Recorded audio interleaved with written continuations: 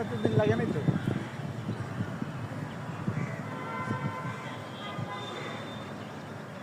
আরে লাগে না এখানে নাচি গুটি শেষ করে গেলে হিন্দিতে আবার রুম করে গেল ওটা এখন আর না মন্দির সেরে রুম লাগে এতদিন তো বুঝিনি তোর এই বিল্ডিং হয়ে গেল বাধা গেল না তুই জায়গাটিকে দখল না করলি আমি দেখো ভাই